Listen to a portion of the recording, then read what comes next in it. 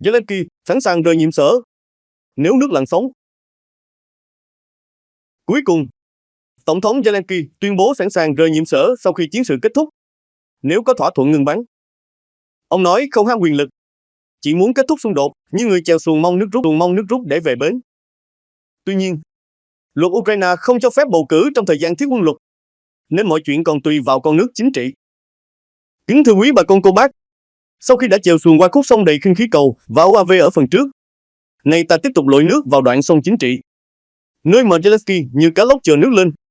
Còn ông Trump thì quăng chạy bốn phía, lúc thì về phía Ukraine, lúc thì quăng sang Nga, khiến thiên hạ không biết ông đang bắt cá hay đang thử lưới.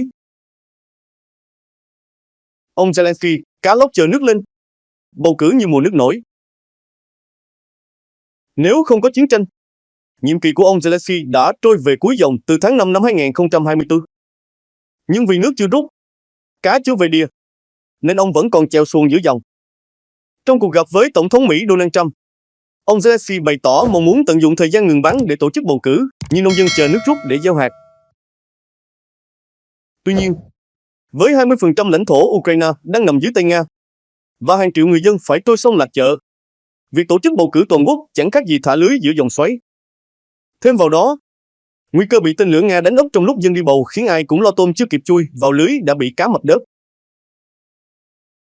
Putin cố gạt thủ thế, không kỹ khi nước chưa trong. Về phía Nga, ông Putin thì thủ thế như cua gạch trong hang, tuyên bố sẵn sàng gặp Zelensky nếu đàm phán bước vào giai đoạn cuối.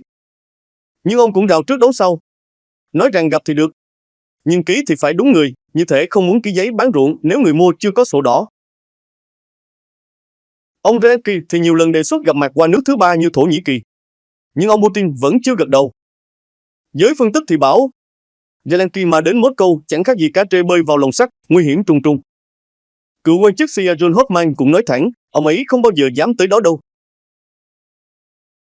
Trump quăng chày bốn phía, lúc thì bắt cá, lúc thì dọa rắn. Tổng thống Mỹ Donald Trump thì như ông chủ chài lưới, lúc thì nói Ukraine phải nhượng bộ, lúc lại tuyên bố ủng hộ giành lại toàn bộ lãnh thổ. Phát biểu tại Đại hội đồng Liên Hợp Quốc, ông khiến cả thế giới ngồi bật dậy như cá tra gặp điện khi nói Ukraine hoàn toàn có thể thắng nếu được hậu thuẫn đầy đủ. Theo Nhà Trắng, đây là chiêu dọa rắn đĩa cá sự, tức là gây áp lực với ép họ vào bàn đàm phán. Nhưng cũng có lúc ông Trump nói nếu Nga không muốn hòa bình thì cứ để chiến tranh tiếp diễn. Mỹ sẽ tiếp tục bán vũ khí cho NATO, như thể đang mở chợ bán lưới cho cả hai bên.